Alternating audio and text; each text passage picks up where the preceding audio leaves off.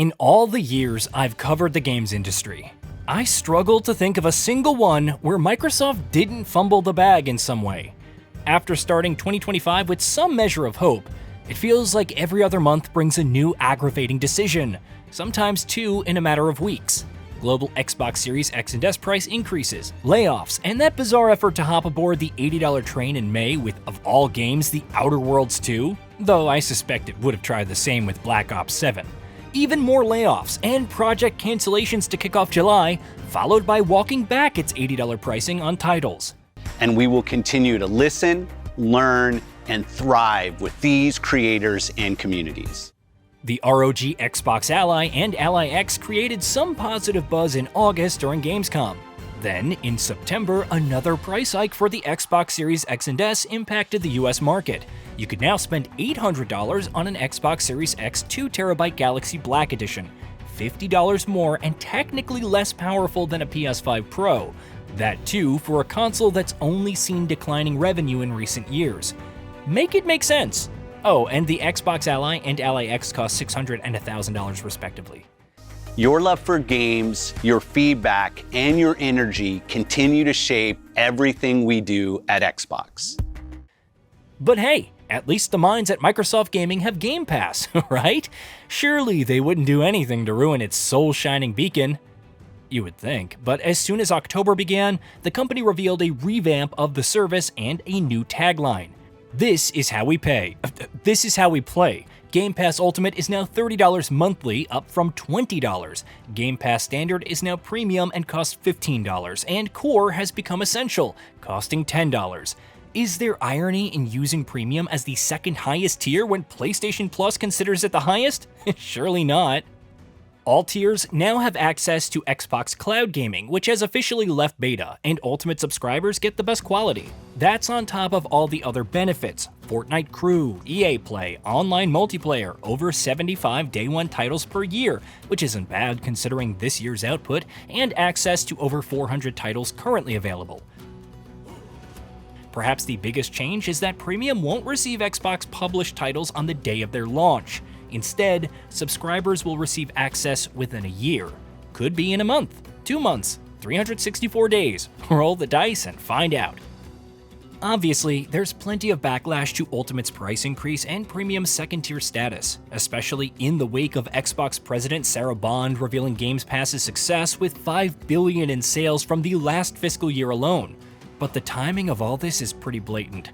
Not just because 3 big Xbox published titles are out this month with Ninja Gaiden 4, Keeper, and The Outer Worlds 2, but also because Ultimate subscribers get early access to the Call of Duty Black Ops 7 beta. Of course, they receive the full game in November, yet it feels like Microsoft is taking advantage of the FOMO around beta codes to push its now more expensive Ultimate subscriptions. That's not all. It recently came to light that subscribers, regardless of tier, no longer receive discounts on DLC and add-ons in the Xbox Store. It probably doesn't make sense for older titles like Forza Horizon, but think about the now. Pull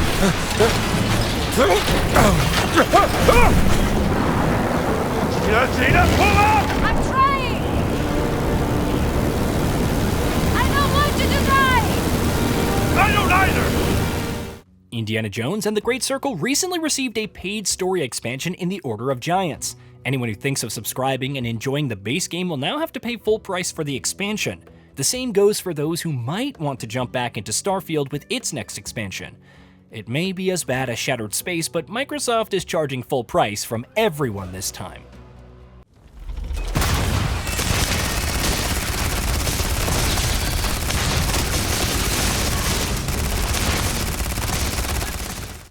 Naturally, this also applies to all add-ons and premium currency in Call of Duty. It's yet another step to maximize returns on Black Ops 7, potentially because sales of last year's title saw a significant drop due to Game Pass. Isn't that just Microsoft trying to solve a problem that it fought tooth and nail to create?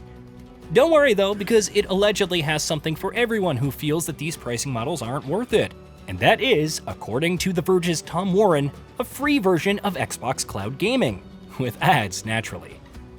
Reportedly in testing, it allows for streaming certain titles without needing Game Pass, including those that the player owns and Xbox Retro Classics. But before that, you'll apparently need to watch 2 minutes of pre-roll ads, and there's a limit of 1 hour per session. This is all subject to change, including the amount of free hours provided each month, but it will be available for PC, Xbox web browsers, and of course, the company's upcoming handhelds.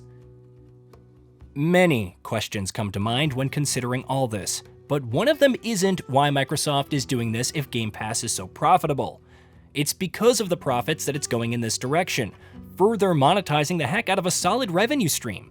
All these price hikes seemingly feed into Call of Duty in one way or another, and since it's too late to put the genie back in the bottle with Day 1 Game Pass access, you can bet it's going to try to squeeze every last bit of cash out to make up for any lost sales. Also, is it really any surprise that the Ultimate is $10 more, the proposed increase to its $70 first-party AAA titles before it backed down? I wouldn't be surprised if it commits to the $80 price point next year, saying it's justified with games like Fable, Gears of War E-Day, and Forza Horizon 6. And if you can't afford it, hey, Game Pass Ultimate is only $30. Then you'll wake up one day and suddenly it's $40. But that's still a better deal, right? Now, you'd think that I'm trying to make Microsoft look bad, especially since all these moves are to ensure even more profit on top of all the sales thus far. Honestly, the company itself is doing a fantastic job of that with its messaging, presenting these deals as a better value and pushing yet another soulless slogan to try and stand out. Maybe I'd be less bitter about all of this if I knew all of this wasn't funding Microsoft's larger AI push. Then again, maybe not. At the end of the day, this isn't about a subscription service with multiple times its value costing more now than it did before.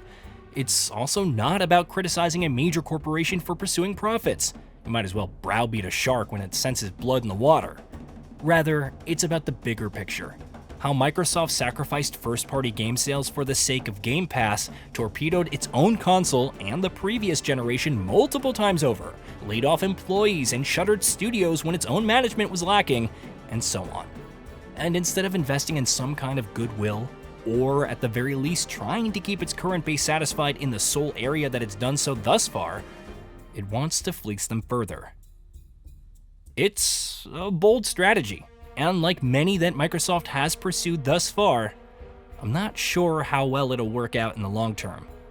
But at this point, it's in too deep to really do anything else but keep digging. Hey, did you know that we at GamingBolt upload new videos every day? Stick around, drop a like, subscribe, and hit that bell. And let us know what kind of content you'd like to see in the future with a comment below.